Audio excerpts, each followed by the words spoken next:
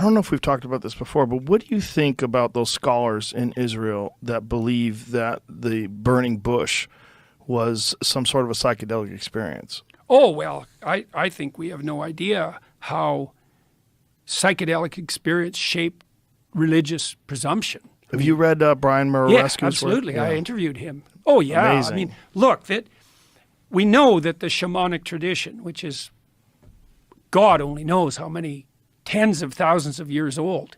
Might be, is it millions of years old? Maybe. Human beings have been using fire for 2 million years. It could be really, really old. And the shamanic tradition is definitely a psychedelic tradition. And one of the things Murarescu did was show quite clearly that all of Greek culture was embedded in what looks like a collective psychedelic experience. And so, yeah, I think the evidence, like Mircea Eliade, a great religious scholar, studied shamanism, and he thought that the use of psychedelics was a degeneration of the original tradition. But I don't think that's true at all.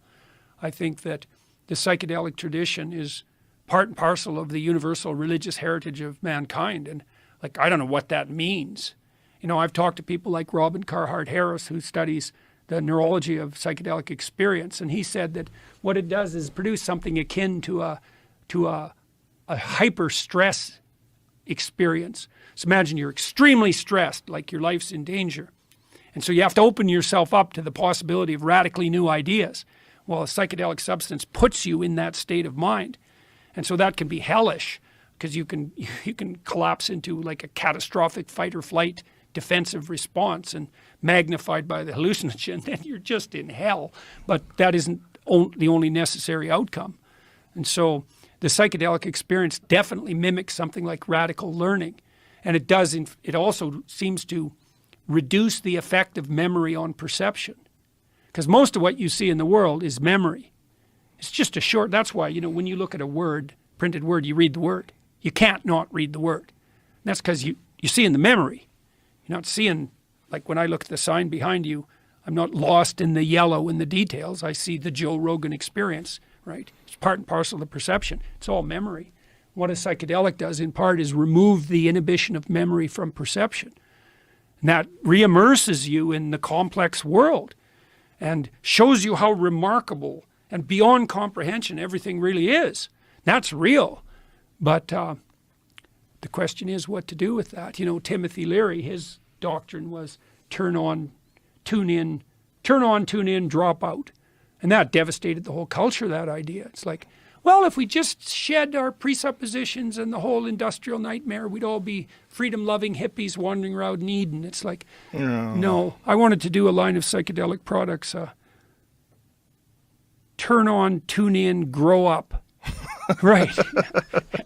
I think that's much funnier, much better. Yeah, and that's also possible. That's a possible path through this sort of quest for spiritual enlightenment. Yeah.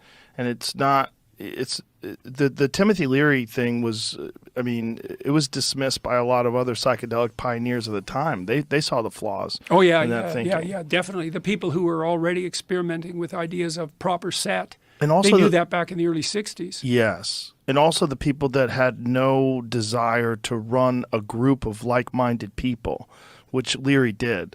Which he wanted to... he fell into that hippie culture, that hippie counterculture. He also, I think he fell into the cult of personality. He fell into this thing that happens when too many people are paying attention to you. Yeah. And you think you have all the answers. Yeah. It's very dangerous. Yeah, especially if you combine that with psychedelic experience.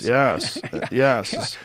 That turns out to be a problem. Right, and the intoxicating grip of that, the power that you have over these people, which is it's unavoidable. And if you are a guru, air quotes, and you're the person doing that, like how many of them just start cults, and how many of them, it winds up being sexual. Well, Jung was asked once to comment on psychedelic experience. I think he was asked about what Huxley was doing, and Jung's answer was, beware of unearned wisdom. Right. Very smart. Very smart. They're very, very smart. Yeah. Unearned. Unearned wisdom. Almost all wisdom comes at a price and a long, long road to get to that. Yeah, right. Yeah. Right. It's not a quick fix. There's no quick fixes. This idea that you're just going to trip balls and figure it all out. Yeah, and then Ooh, you've got it. No, yeah, that's no. no. And everyone that I know that thinks they've figured it out are the most lost. Yeah. They're, especially the ones Yeah, that if are you're lucky, espousing you it can to other come out of an people. experience like that knowing that, like Socrates, and Socrates may have learned this from psychedelic experience. Seems quite probable because he participated in the Eleusinian mysteries. Yes. He said, I know that I don't know. He was radically open to the revelation of his own ignorance, and certainly psychedelics can provide that. It's like, oh, I see. I don't have a clue. Yeah. Yeah, that's the first step. Yeah. That's the first lesson you learn is you don't know shit. Yeah. And also the overwhelming understanding that this is available, that this experience is available, and it's so alien to modern experience, and just an average everyday experience, that this thing is behind the veil, man. Yeah, and it's right there. It's so scary for people. Yeah, well, maybe this time, there are wise people working on that front, like Roland Griffiths, who unfortunately is very sick at the moment.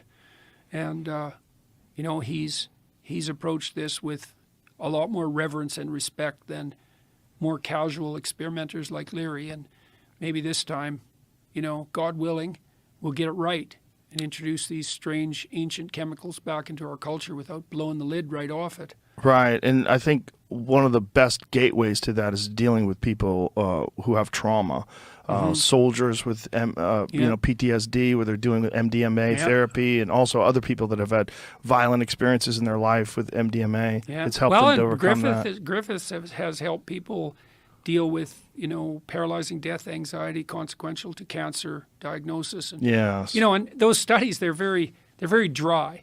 We gave psilocybin to a group of people who were suffering from cancer, and their relationship with death radically transformed. And, the implication is somehow that's a chemical transformation. And, of course, to some degree it is because it was induced by a chemical. But there's a mystery there. It's like, well, what happened to those people in that 6 hours that transformed their vision of death, right? That's a... Yeah. And what happens? There's a bit of a mystery there. During the most profound psychedelic experiences, are you actually in the presence of God? I mean, are there moments during those things where you kind of see it? That the veil does get lifted, and you do briefly for a moment. Yeah. And well, then, I think the same thing happens to you to some degree when you fall in love. Like when you're in love with your kids, well, you see them better than you've ever seen anyone. Yeah. You see deeper into them than you've ever seen into anyone. Yeah. So love is the partial lifting of that veil of ignorance. Yeah. And I think that's true of romantic love too, is you see into the soul of the other person, so to speak. You see what they could be.